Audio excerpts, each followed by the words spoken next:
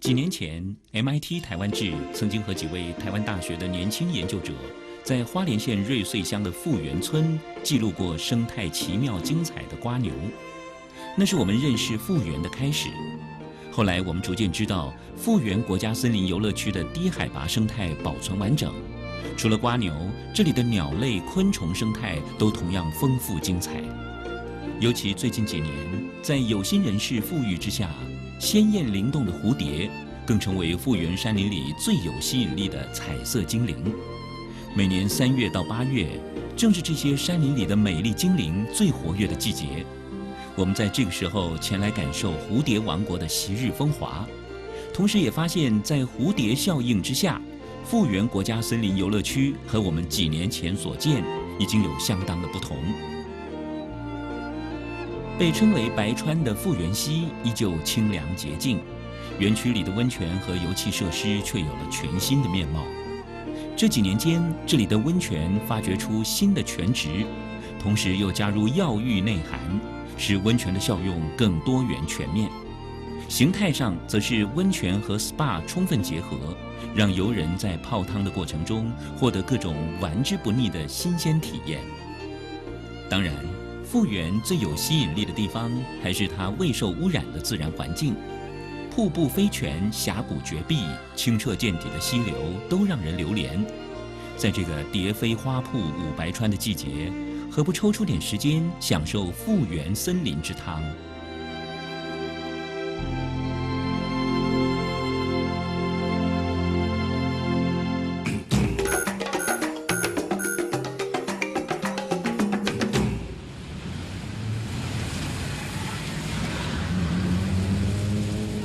这里是花东纵谷的精华地带，中央山脉和海岸山脉之间的一片平坦沃土，因为稻米结穗累累而被取名为瑞穗。原本就是地广人稀的农业聚落，离开台九线花东公路右转往中央山脉方向，更是人烟稀少。这里是林务局富源国家森林游乐区，拥有洁净丰沛的水源，完整的低海拔阔叶林生态，一向是鸟类和昆虫活跃生息之处。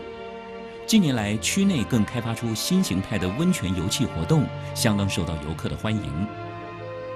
除此之外，园方更大力栽植幼蝶植物。这个季节，园区内彩蝶翩翩飞舞，十分热闹。而一路走来，人烟稀少的景象也在这里全然改观。里面有什么呢？我们原生种的兰花，以及呢我们可爱的动物园区。它呢，这是我们很外来品种的地缘桃哦，地缘桃哦。它呢没有成熟掉下来，如果台风打到呢，闻起来像拔辣的味道。台风打到会像拔辣的味道？不是，是还没有成熟掉下来，比椰子还要硬，所以你要去剥它就不好剥了。所以，像的味道哦，很好吃哦。还有谁要闻？还有谁要闻？快点！香。什么味道？臭的。来，我闻一下吧。什么味道？榴莲。榴莲哦。好，来给我闻。不像榴莲。闻一下。什么味道？我闻一下。这什么味道？闻不出来。这么正的。我闻一下。啊，有点臭草，我讲你要行。还有人说堂堂五人公臭草，什么味道？好回去闻。来，就说榴莲的味道。就在选榴莲，小朋友最诚实，小朋友闻闻看。小朋友怕臭，小朋友走掉了。为什么他会敢闻啊？因为他怕吃榴莲。怕吃榴莲就不敢闻这个了哈。榴莲味很重哦。阿姨来闻闻看。我们在那里有。看一下，还有我们的左手边那边。可以把它北掉，可以挺爱成熟，它自然掉落。地轮桃哪个国家的？这个日本，菲律宾。我考不倒这解说员的。大家记本和菲律宾的地轮桃哈，闻起来像泰国的榴莲。要不要闻看看？好像大便。没有啦，哪有像大便？它的形状的，你闻看看。你没有闻到啊？他怕榴莲味。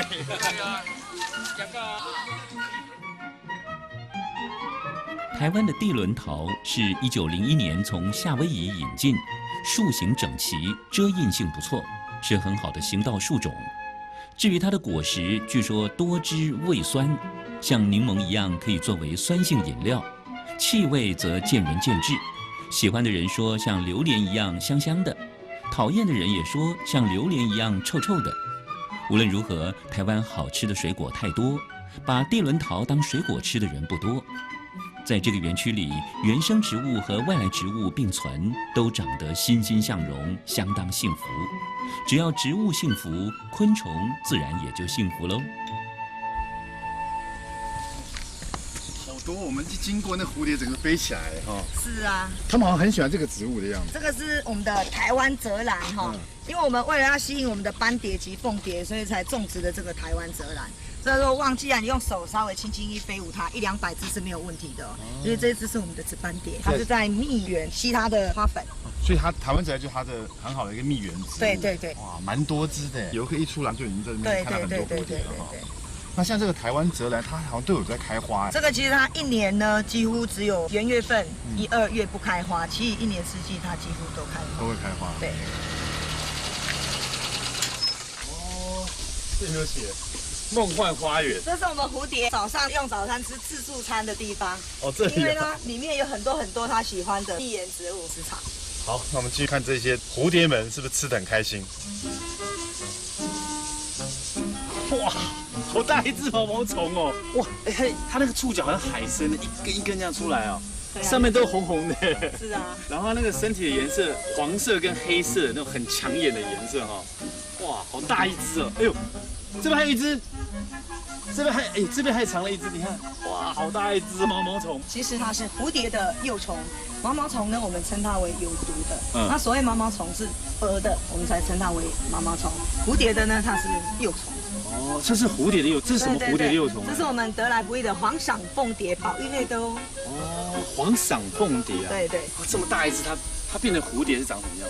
变成蝴蝶呢，它的翅膀是黑色的，然后呢，整个尾刺是黄色的，非常的漂亮哦。它是黑黄很显眼，很分明。所以跟它现在这个颜色正抢眼颜色是有点类似。对对对对。可是变成说在天空这样飞，而且它会更漂亮，它的成虫会更漂亮。因为它是凤蝶，对对，会蛮大只的。那它为什么会在这个植物上面？而且蛮多只的，我看仔细观察，后面也有小小的很多个啊，它都正好停在这上面。这个是港口马兜铃，那它呢是在垦丁港口一带，那我们大量的种植它来吸引黄裳凤蝶，因为它非常的挑食，它只有港口马兜铃它才要吃。哦，会不会因为它很挑食，所以它变成保育类的？对，哦是这样子，真的。而且它的食量哦比一般的凤蝶多出50倍，所以我们要大量的种植它才会吸引。怪不得都已经吃的这样所剩无几了哈。是啊。这个。小朋友看到会不会害怕？那么大一只，这么鲜艳。刚开始会，可是你解说了之后呢，他们就会爱上它了。我刚刚看到一只飞过去，很像你形容那个黑色翅膀，然后黄色的那个尾翼的感觉。没有错，它就是黄裳凤蝶。哦，所以其实，在园区里面走一走就可以看到。其实到处都可以看得到它。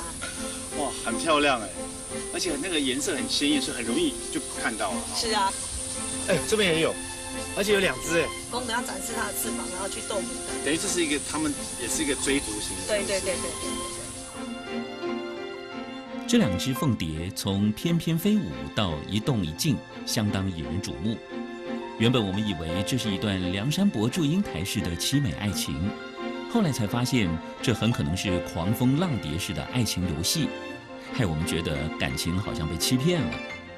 无论如何，看到被列为保育类的黄裳凤蝶在眼前快乐飞舞，就觉得不虚此行。事实上，这正是园方熟悉蝴蝶生态才能营造的美景。一般说来，不同的蝴蝶有各自喜爱的蜜源植物，幼虫吃的寄主植物也各自不同。在我们来看，蝴蝶好像很挑嘴，很有个性。就蝴蝶来说，反而是一种资源有效利用的策略。看到黄裳凤蝶在港口马兜铃上产卵，他应该知道，至少蛱蝶科和粉蝶科的蝴蝶不会和他的宝贝抢食物吃。除了低矮的藤本和草本植物，园区里还有高大的原生乔木。让人十分意外的，这些植物也和蝴蝶有密切关系。这一棵是我们园区里面的樟树，那这些樟树它们的年龄都很大了，都50-60年以上的年龄了。那我们这里呢，其实整个蝴蝶谷来说呢，它的总公顷数有接近200公顷，那有80%呢几乎都是樟树林，那也是全国来说呢最大型的一个樟树林。哇，那这个樟树呢，其实呢跟蝴蝶也有很多的关系哦。因为这里为什么蝴蝶会这么的多，是因为呢我们的黄凤蝶啊，及我们的清代凤蝶呢，它是吃它的叶子的，吃它的嫩叶，它的幼虫是吃它的嫩叶。哦，这条森林步道它是在一大片樟树林里面，这一大片里面的樟树呢，你看到很多的附生植物攀爬在上面。那走在这条步道上面，你会感觉到高能量的芬多精。这石头公园都是大的石头哎，这个石头是怎么运过来的？其实不是我们去运过来的哦，它是原原本本大地就是住在这里的。我们完全都没有去人工它。你说像我们看这些大石头，都是原来就在这个地方。对，这是马鞍沟溪的石头，经过地震、台风的侵袭，慢慢挪到下方去的。所以我们看到这些石头已经是住在这里千年百年。哦，那原来你们就有计划要做这样的一个石头公园吗？完全都没有。那怎么会有这公园？因为其实我们是原本呢是要开发为脚踏车步道，那没有想到开发了之后发现了这么多的奇珍异事。哦，这边还有一个很特别，这个呢是我们的情人分手1刀2断。对，而且呢断得非常的彻底哦，完全都没有藕断丝连哦。哇，整个这样断进去哈。是。这个是当初在开发时就看到了，是不是？对。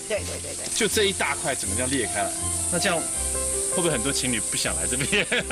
会有碰到这种情景，可是没有关系啊，因为这个情人分手1刀2断之后呢，接下来后方呢有一个警报不放，所以来这边等于是给情侣一个警惕哦。如果真的要分手的话，就会像这样1刀2断，永远不可能再合起来，所以要好好珍惜对方。是啊。然后讲着走到后面去看，你说有一个什么？警报不放。警报不放，哦，在哪里？带我去看。树木和石头是自然界中最平凡的事物，一旦要移入园林，却又最费周章，数十都得经年累月的栽培雕凿，或者在自然界里寻寻觅觅，大动干戈的搬运布置，才能显得清奇古雅。难得的是，园区里的石头公园美景天成，巨石老树都不需要离乡背井，被搬去满足人们的雅兴。以他们的辈分资历，我们前来拜访才是正理。在这里，山川风物都有独到之处，园区也规划了不同主题、长短难易不一的步道，让我们亲近这里的天成美景。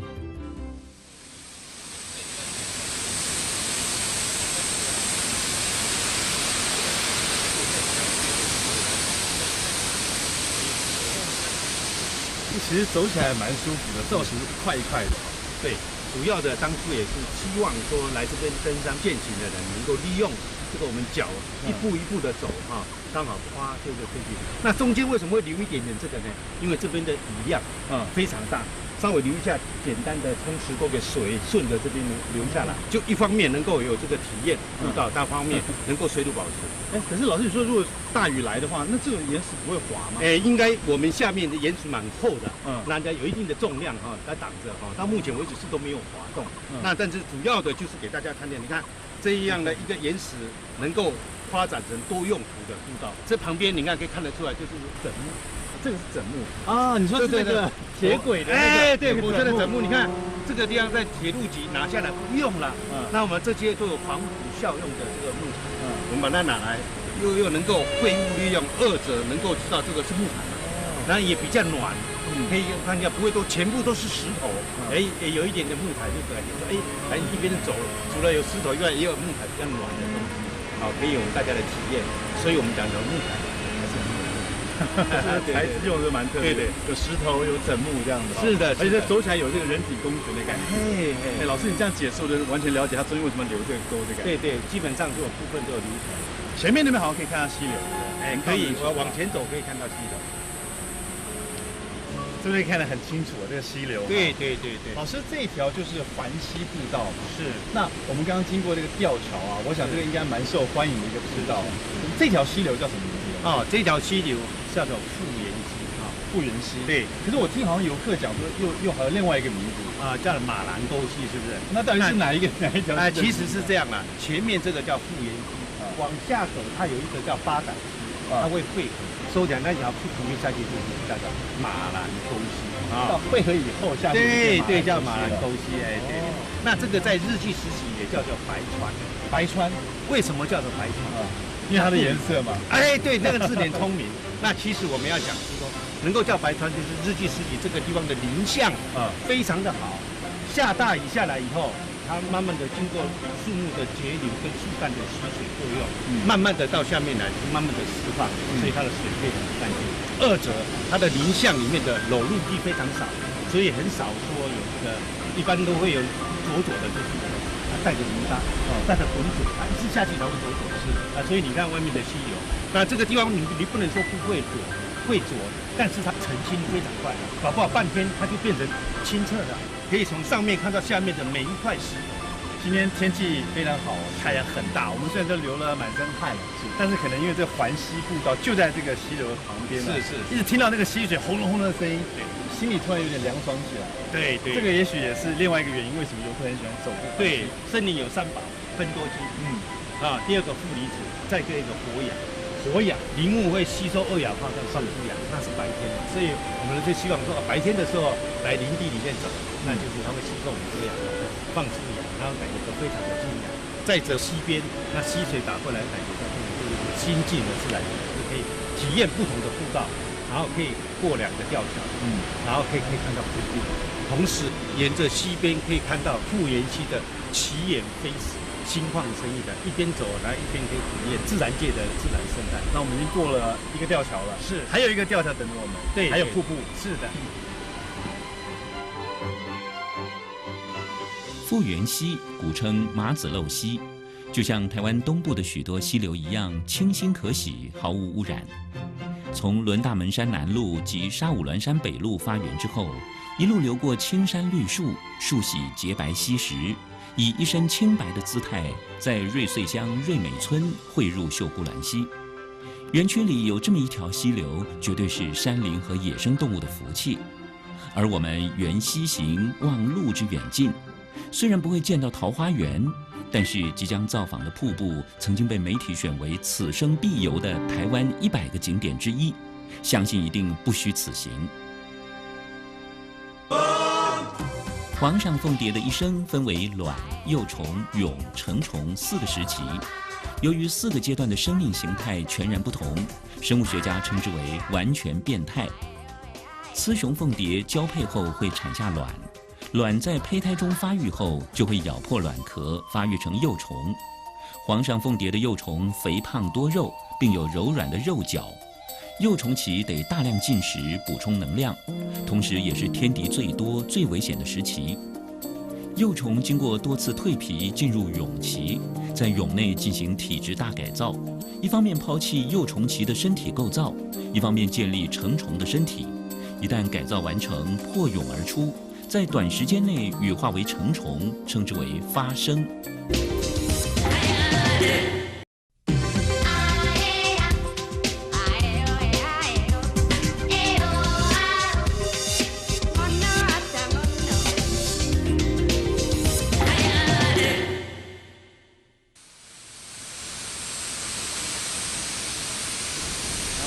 你看，瀑布都可以看得到了。哇，看到了，好清楚啊！有吊桥，有瀑布啊！你看，哇，老师，通常我们都是，比如说经过吊桥，再过一阵才会看到瀑布，或者只看到瀑布，没有看到吊桥。对，这次是一次同时看到2个。对，这个主要的这是一个小的爱河，刚好上面可以架一个吊桥，你看，刚好在瀑布上面。待会我们从吊桥上面来看一下，更重要。可以直接走到吊桥这边，可以看到瀑布啊！可以。哇，那身临其境的感觉一定很震撼。哎，对，所以可以感觉到有水有山又有瀑布很壮。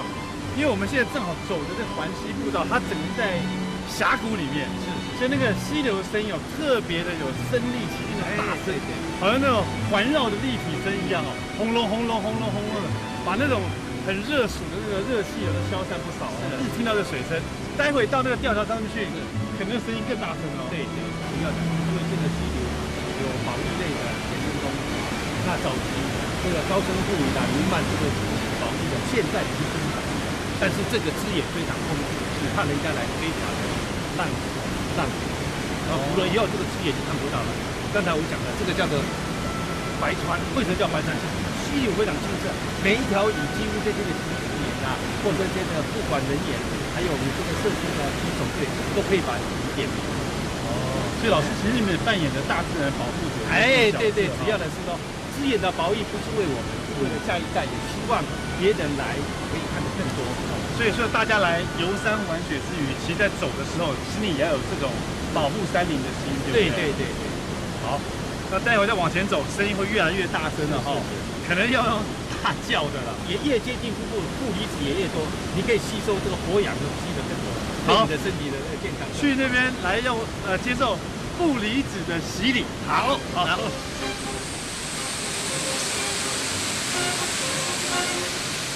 这边看得很清楚，老师就看得到这个瀑布其实是凌空飞泻而下。对的。从这个瀑布头到底大概有40公尺。那下面这个我们大家民众叫它龙吟瀑布，上面也可以看到一座吊桥，那个叫什么？龙吟吊桥。所以待会我们从上面看下来，跟从下面看这种景观又不太一样。所以这个环溪步道呢，走起来其实还蛮轻松的。对，从步道的入口走到这边来，等于就从1号吊桥到这边是龙吟吊桥，是2号吊桥。是，大概轻松走40分钟，一定走得到。应该是走得到，没有什么爬坡。是，然后整个是环溪。对，那种感觉很棒。是，可以顺着这个溪流，你就可以看到，第一个我们可以看到溪流的声音，潺潺的溪流声就感觉很舒服。第二个路比较平凡，同时可以看到这个对旁边两边峡谷的林相啦，还有虫鸣鸟叫啦，甚至有时候走还可以听到一些蛙类的声音。其实我觉得蛮可惜，因为我们刚才走的时候可能没有拍摄到，有些游客途中就折返了，因为他们觉得好像很远的感觉，就没有到这个地方来，很可惜啊。对，所以我们一直这样，刚才我们路上碰到几个旅客，我们就建议他来到这边一定要走到这个龙吟瀑布来，没有来这边就你到国家森林游乐区，尤其是富源，你就等于没有来过。没有来看那个瀑布，对，没有来过，对，白走了前面那一段了，对嘛？如果你前面已经花了10几分钟、20几分钟，千万不要浪费那个时间。是的，再走一点时间，就可以看到如此壮观的画面。对，尤其是不要看到后面的比前面的更漂亮。那我们在这个步道点上面已经算是最靠近瀑布的一个角度，对不对？是但是待会呢，我们可以换一个角度再来观赏这个瀑布。是，待会我们再走个步道，从吊桥上面再来看这个瀑布。大概还要走多久？大概10分钟左右。哎，轻松行了，很简单了。走，去看瀑布。OK。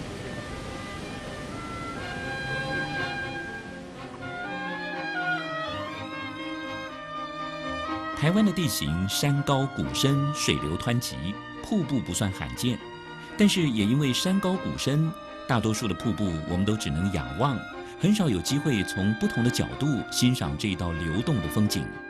富源溪上的龙吟瀑布不一样，它有一种自信美，让我们从各种不同的角度亲近它，欣赏它。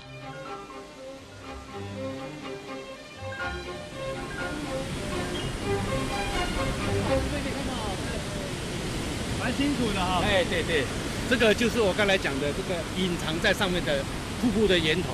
我们下面看的就是这个可以冲到这个富源溪的部分。那这个冲击上面，你看还有一个隐藏着从这个山岩下来的，你看这个要没有走到吊桥上面来看是看不到的。所以这个整个环溪步道真的是很多惊奇哈。是，在下面看的瀑布是一个样子，当你走上了吊桥之后，再看这个瀑布完全就不一样了。对，看到另外一段更长的隐藏式在上面，很壮观的感觉。是，所以我刚才在讲嘛，走这一段的话，最后这个10分钟你不上来这个龙吟吊桥，那你白走了，前面走的都没有看。所以来到这边，你看，在这个吊桥的沿口看着不一样的景观啊。老师，这个瀑布是整年这个水都这么急吗？对，下大雨的时候会大淹不下雨的时候，它还是那么细水长流，大概这个水的一半。我发现这个上面啊，这一段还有一个小小的桥在上面。对对，那这个沿头这早期这个就没有通的，那就是在92年这个桥92年盖的，就是很多的民众的建议说，从这边我们就沙滩的另外一条做这个吊桥，所以再接起来。顺便就是老师说，里面还可以再走一段。对对对，这个可以走回去我们原来这个我们住宿的地方。从这边如果走回去，大概走多久？90分钟。所以这一段是比较长的一点，而且都是步步爬坡。哦，所以大家真的可以依靠自己的这个体力哦。如果体力好的，想锻炼自己身体的话，可以走上面这一段步道。对，大概要90分钟，而且比较多爬坡啊。对。那如果是想要轻松型的话，就走我们的环西步道。对，就轻松多了。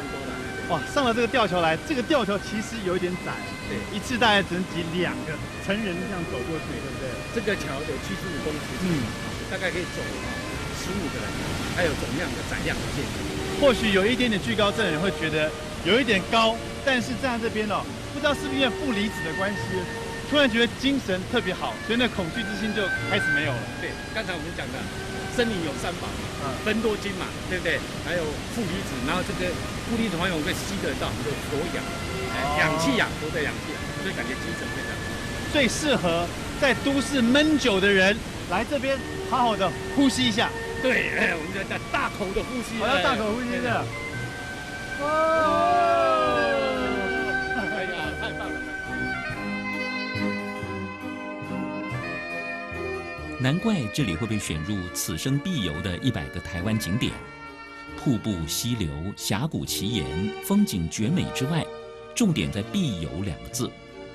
置身在这美景之中，空气透过口鼻气管流入肺部的清新。微风掠过皮肤的触感，山林混着水汽的味道，站在吊桥上幽晃的律动，那都是电视画面无法传递的，只有来此一游方能感受。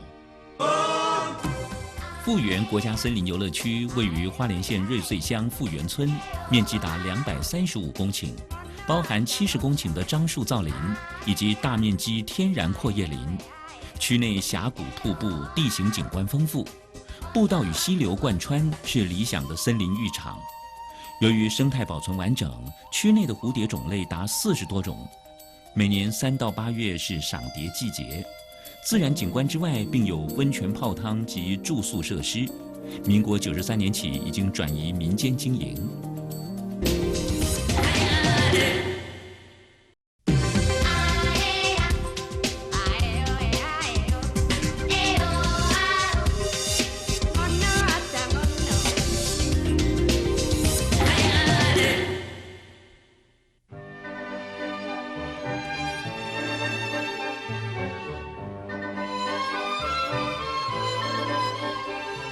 园区里有南异不同、长度各异的步道，还有瀑布、吊桥、石头公园等景点，一定能让你在这里消磨个半天1天。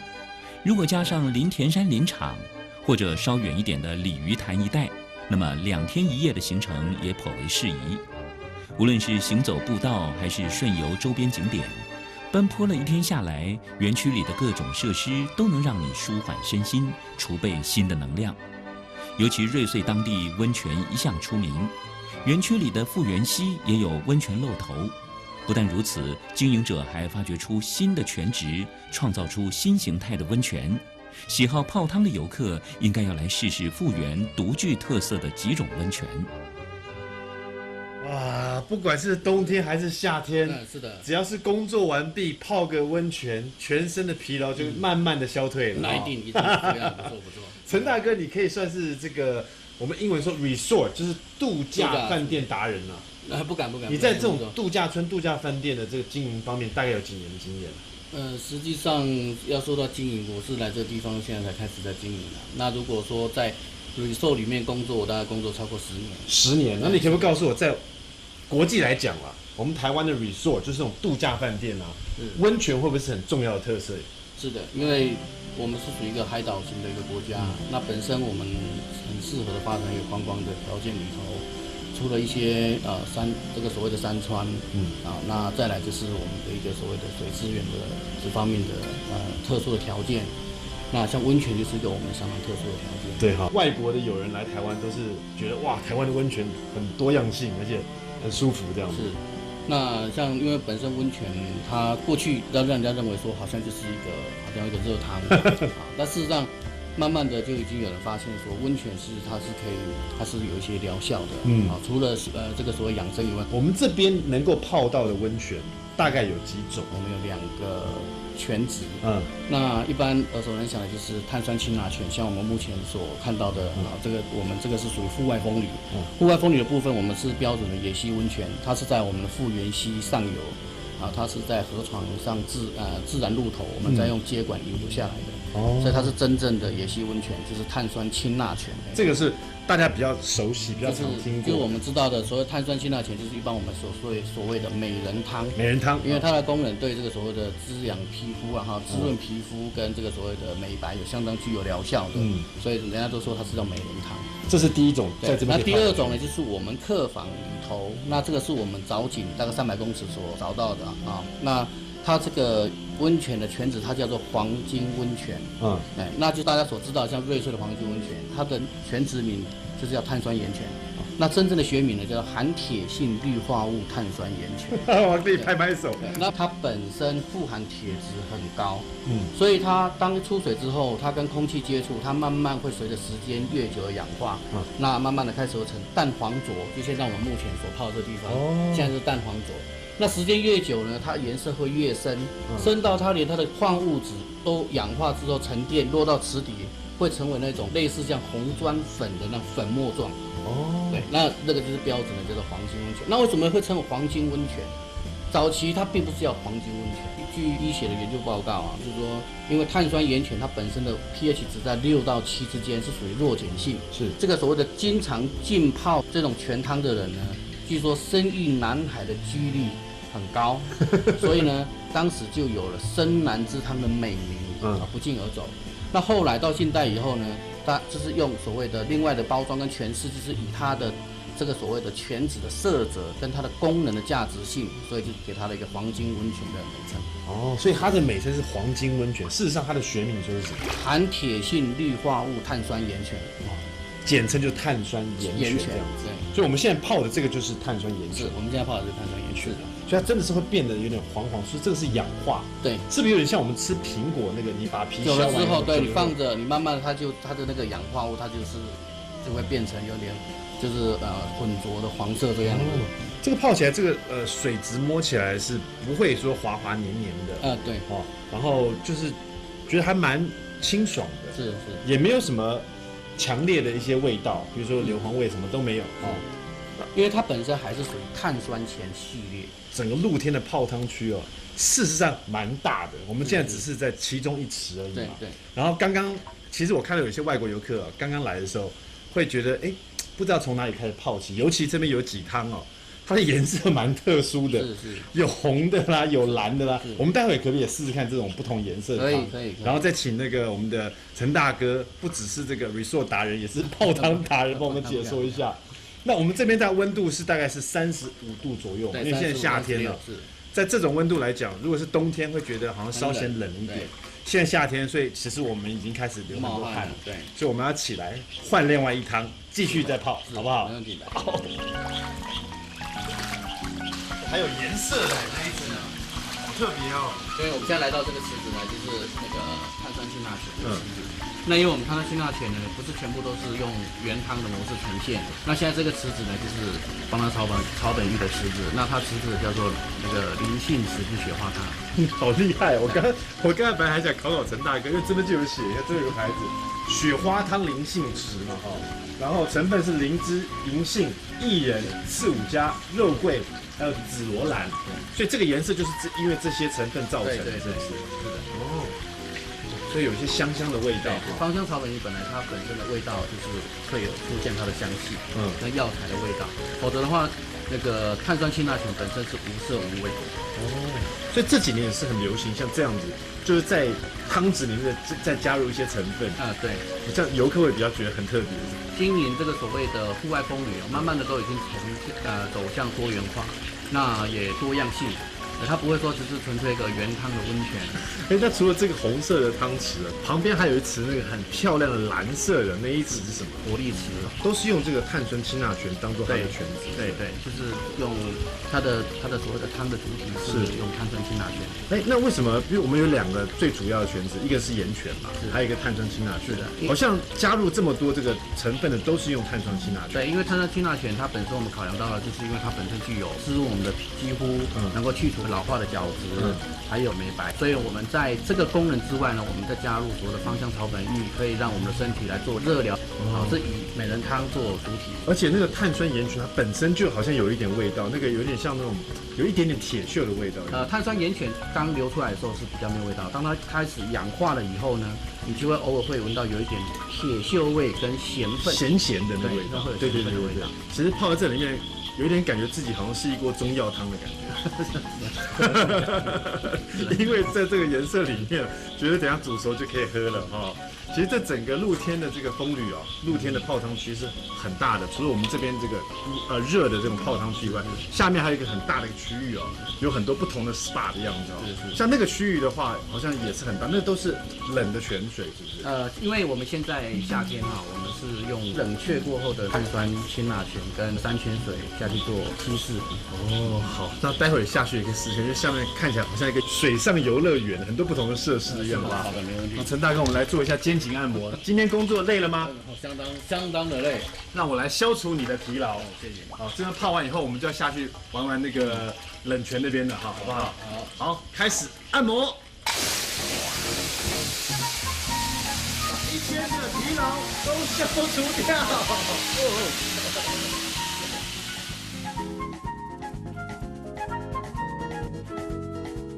台湾人总能把一些外来的东西融合本土特色，创造出全新的面貌。比如卡拉 OK 变成 KTV， 日本料理和海鲜热炒融于一炉，泡汤、SPA 跟药浴又在这里结了亲家。大概要不了多久，日本人就得到台湾来取经，学怎么为温泉赋予新的样貌跟内涵。我们在这里东泡泡西冲冲，又像泡汤又像玩水，一面消除疲劳，一面消耗体力，当真玩之不腻。真想多待个几天，所有设施都试一遍。不过泡汤是水包皮，泡久了免不了想往肚子里填点东西，该是皮包水吃喝的时候了。凤蝶科的蝴蝶体型大多是中大型，翅膀宽阔，色彩鲜艳，翅膀的表面常有金属光泽。多数凤蝶的后翅基部狭小，因此合并翅膀的时候会露出整个腹部。不少种类的凤蝶后翅具有尾状突起，因此英文以燕子的尾巴称呼凤蝶。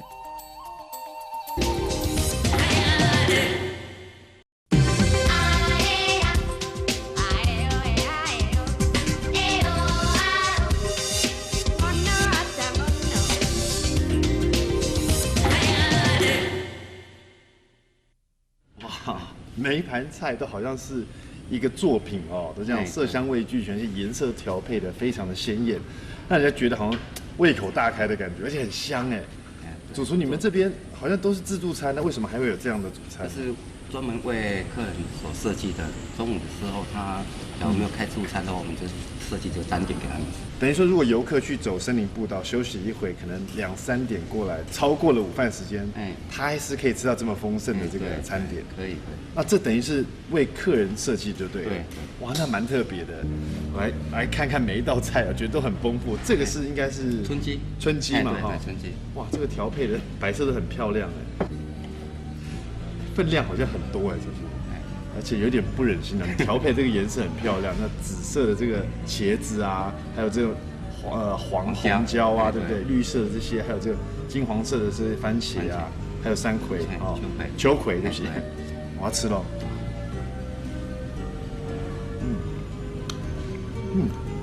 这个春鸡就怕说太硬，对，那吃起来刚刚好，蛮好吃的。那我一个人要吃5道。如果我是要负责试吃啊，对不对？负责试吃的话，可以吃多一点。我觉得特别是这个是德国猪脚。德国猪脚。可是你看，通常我们德国猪脚抬的时候就是一个猪脚，你们这边还特别的帮客人都切片，这样子比较方便吃，是不是？对。配酸菜吃，哦，这样多方便。以前我要吃的时候切半片，切半片。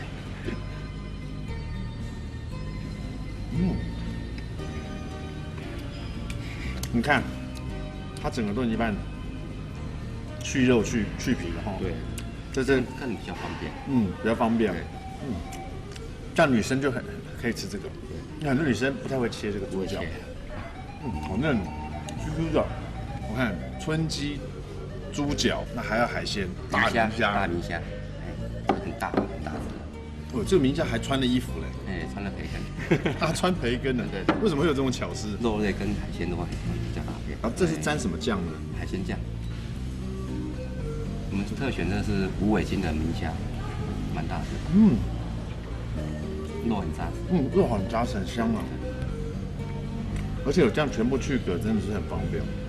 你会不会这样？不用再去动手了。对，这样游客太舒服了哈。胃口又来了，又可以再吃一口这样。对。好，吃完海鲜，还有一道这个法式羊排。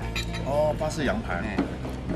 这个摆盘又不一样了，酱汁是有点像那个画的颜料挤在上面的一样，好像水彩一样。然后这边有绿绿的，这是薄荷酱。上次去那个亲近农场，葛兰也是介绍我羊排要配薄荷酱。我们的羊排是法式的哈，它是进口的，它没有羊骚味。真的吗？没有羊骚味。老实说，我是有点怕羊排，因为我怕说吃会有那个羊骚味。也有腌过。那我先吃原味的，等下再加这个薄荷酱。羊排可以这样吃啊？可以，来哦。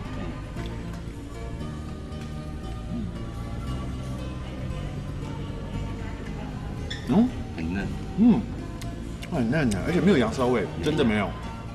哦，那这个不敢吃那个有羊骚味的就可以吃这个，绝对可以吃，绝对喜欢吃。所以一年四季哦，除了这个自助餐可以让你选择以外，你出去这走这个步道，回来肚子饿了，绝对可以放心，因为陈主厨一般嘴变好，你看想吃的，不管是在陆地上爬的还是在海里游的，统会把它捞起来给你吃。对，主厨太厉害了，一个人很少吃5道菜了，所以。待会我们就请摄影组一起共享这些菜色，好不好？好，谢谢你，谢谢。除了刚刚试吃的几道美味，还有一套7分熟的五谷牛小排可以选择。这些套餐除了主菜精致有创意，配菜也毫不含糊，新鲜甜椒、干煎杏鲍菇都能和主菜取得红花绿叶相辅相成之效。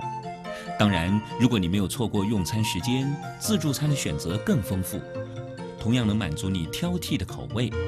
在明亮宽敞的餐厅里，听着现场演奏的音乐，喝着窗外的水声风声，确实十分享受。在这里，不但白天的健行赏景可以把行程安排得十分紧凑，晚上的活动同样精彩，也可以塞满你睡前的时光。花东地方特色的原住民舞蹈，老少同乐的各种趣味活动，都可以让人自然而然地全心投入，大笑开怀，完全抛开平日的压力。白天游山玩水，夜里泡汤 SPA， 吃得饱饱，脑袋放空，饭后亲子同乐，消耗一点体力，大人小孩都满意，保证上床之后什么失眠多梦、半夜惊醒的毛病都会不药而愈。度假所求的不正是这种境界？不管是要回去上班还是继续玩耍，相信明天起来又都是一条好汉。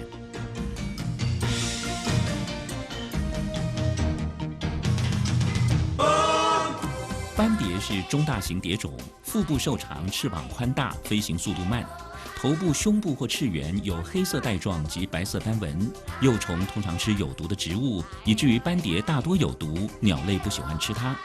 部分斑蝶，像台湾的紫斑蝶及小纹青斑蝶，还有类似候鸟的迁移习性，冬天会飞往温暖的地方过冬。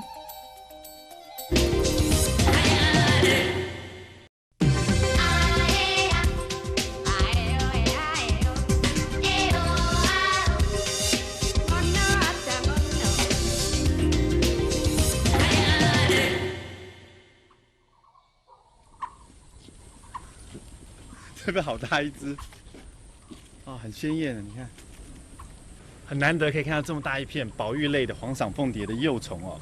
所以在蝴蝶谷这边，他们的复育计划做得很好，因为他们有很多蜜源植物，还有很多幼虫所需要的食草，比如说这个港口马兜铃呢，另外，如果你要看到很大批的这个蝴蝶啊，集中在一个地方的话，那有一个蝴蝶的生态网室。